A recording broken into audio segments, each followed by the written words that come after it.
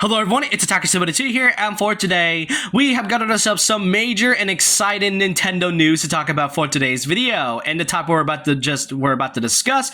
Recently, just now, the Nintendo Direct presentation had just wrapped up, and man, I never honestly expected this much excitement from a Nintendo Direct in quite a while.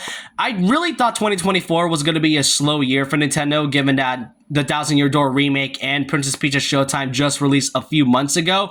But man, this presentation, they popped off with a lot of announcements, some that were exciting, some that were hyped, and some that were really surprising and excited to be hyped for, especially with a certain title that will finally be releasing, notably in 2025. So in this video, I'm going to be going through all of the major highlights that were shown in today's presentation and rated them on whether or not the presentation was good, bad, or amazing, probably terrible, who knows, but let's get started with the highlights of the June 2024 Nintendo Direct. Starting off with a banger. Nintendo Directs never really start out with something hype, but this one is one of the few moments where the Nintendo Direct started out something very strong. This one right here is the revival and the long-awaited return of the Mario and Luigi RPG franchise.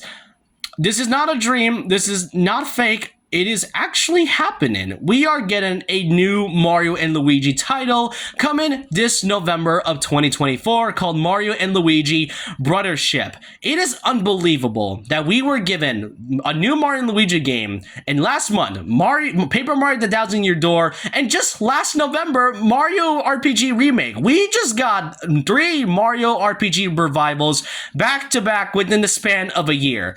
Nintendo, you never fail to surprise me, and to really think we would finally see Mario and Luigi after so long, ever since the bankruptcy of Alpha Dream, is incredible. The question is who exactly is going to make this game? Since Alpha Dream is bankrupt, we don't exactly know who's developing this new title of Mario and Luigi. All I know is that the art style is brand new and actually creative. It kind of gives me this cartoony Looney Tune vibe, which really kind of feels storybook related. Honestly, seeing Mario and Luigi finally coming back after so long makes me so happy, and it holds a special place in my heart since I did play Mario and Luigi Partners in Time a while back, but I can't wait to play this. I cannot wait to buy this day one. I probably am going to pre-order this. It is coming on November 7th, 2024, so it's great to see a new Mario and Luigi game after so long, but okay, after all that, let's get that out of the way. Next up, for like some small highlights, we got ourselves Luigi's Mansion 2 HD. Now, this was like a small highlight that, you know, people were expecting. I even expected it given the fact that the game releases in like a couple weeks. Though the one thing that I remember people talking about yesterday was that Luigi's Mansion 2 HD was going to take up like half of the Direct, like 10 to 15 minutes, which I highly doubt that was going to happen given the fact that this is just a remaster of a game that released over 10 years ago. I don't think it needs to fill up that much of a time slot. I get people were probably joking about it, but at the same time, I know there was some people that were actually worried about it. But this is just a remaster, so they aren't exactly going to fill up that much. All you're gonna know is that Luigi's Mansion 2 HD is coming like pretty soon, as you think. Next up, Donkey Kong Country Returns. Again, for the 3rd time on HD. Hey, it may not be a new Donkey Kong game, but you know what? That's fine by me. That's fine by many Donkey Kong fans. We at least get a new Donkey Kong game, even though it's a port. And hey, I haven't exactly played Donkey Kong Country Returns yet, so maybe this will be my time to shine and actually playing this. Now, if I recall, this game comes out in like 2025, so it's gonna be quite a while for this game to come out, but all I'm saying is that, hey, Donkey Kong fans are at least getting something out of Nintendo. Next up is something that is unexpected but absolutely laughable. Nintendo Switch Sports is getting an actual new sport, being basketball, which will be available in the summer of 2024. Now, the last time Switch Sports was even updated was, keep in mind, February of 2023. That was last year, and update 52 or 53 was like the last major update they added, and they have not touched this since. So pretty much we waited an entire year for a new sport. And you know when was the last time we had a new sport? 2022 with the release of golf. I can't really I really thought Switch Sports was dead, but I guess Nintendo wants to revive this back. Like, this is one of the few moments where I'm actually kind of disappointed, but sort of surprised at the same time. I really don't know how to feel about this, given the fact that this is the new sport they've added since 2022, and it's from a dead game that people rarely talk about. So, yeah, that's something, I guess.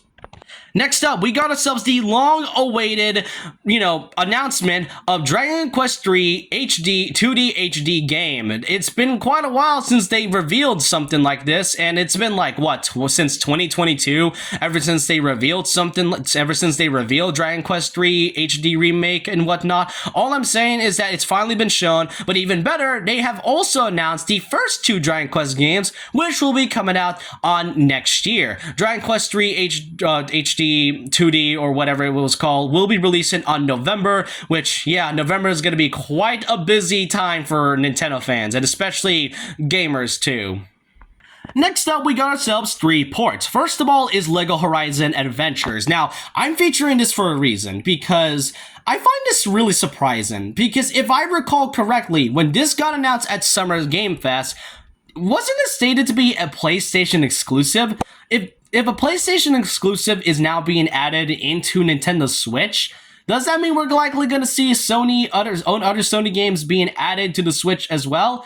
I'm probably just looking into it, but it's definitely surprising to see a Sony or a PlayStation exclusive game come into the Switch of all things. And also now we got a PlayStation exclusive. We also got an Xbox game coming to Switch 2 this year, being one of the best titles out there, Stray. Now, I haven't played Stray, and I did hear a lot of great things about it, and just from the gameplay itself, it definitely looks rough. I mean, the quality definitely looks weird, and the gameplay kind of looks choppy, but hey, I may never know unless I play it. And our last ported title that will be added is a Marvel vs. Capcom fighting game collection, which features a lot of, classic Marvel vs. Capcom games, more notably the first 2 Marvel vs. Capcom games, which features the iconic sequel with the, greatest theme of all time, obviously. This will be coming out in 2024, which there is no definitive release date. It will be released on both PlayStation, Steam, and also Nintendo Switch.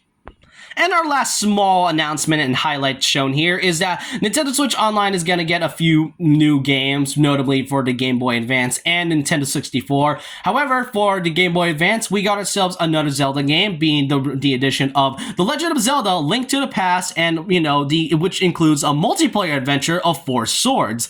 And more notably, the Game Boy Advance game Metroid Zero Mission. And for the N64, this time they added 2 new M-rated games with the release of Perfect Dark and also Turok. I'm not sure how to say this, but it will all be available later today. Now for some, now those are all like the small announcements. Now we're back to some major announcements. A surprise, we got another Mario Party game coming to the Switch. This time with Super Mario Party, we have a sequel, Jamboree, releasing on October 17, 2024. And I'm not gonna lie, from what I've seen so far, it seems they actually took the criticism from Super Mario Party and fully improved it to the fullest, with a couple new characters like Birdo, Ninja, and Spike fully returning, and also 5 new boards and 2 past Mario Party boards coming back from both Mario Party 1 and Mario Party 2. They definitely went all out and actually took the criticism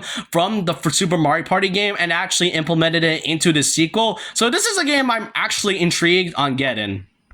Next up, another big highlight, we got ourselves The Legend of Zelda Echoes of Wisdom. This time, it is taking the style of The Legend of Zelda Link's Awakening HD that came out back in 2019. But this time, unlike this being like a remaster or a remake of an old Zelda title, this time it is a new Zelda title that actually features the Link's Awakening style. And for once, you can play as Princess Zelda. Wow, a Legend of Zelda game where you can actually play as Zelda for once, this time known as Echoes of Wisdom. And this is a story without having Link as the main character. With Zelda as the main protagonist, she has like a new ability being Echo, which she can like summon items and, materials, and also enemies as well. This game will be releasing on September 26, 2024, and will also be releasing alongside a Switch Lite version, Hyrule Edition, that will be releasing on the same day. I'm not gonna lie, I'm not sure why you have to make an edition, a Hyrule edition for the Switch Lite of all things. I mean,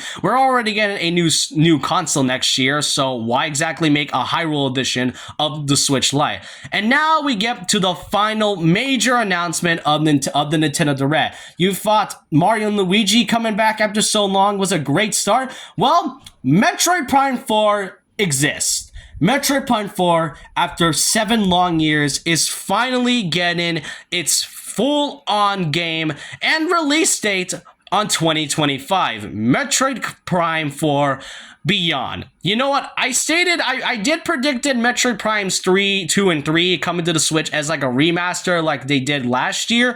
And I did say there's a small chance that Metroid Prime 4 was going to get announced, but it seems that I was fully correct on one of those predictions. Metroid Prime 4 Beyond will be released in 2025. And yes, it's like it's like 1 year from now, but hey, we're like halfway till 2024, so 2025 may not be as long. For all we know, Metroid Prime 4 could likely release in like the fall of 2025. Who knows? But hey, it's better than no release date. But hey, I hope you're all happy. I'm actually happy for Metroid fans, and I'm happy that we are finally gonna get Metroid Prime 4 after so long. And that's all of the major highlights shown in today's Nintendo Direct. How do I rate this?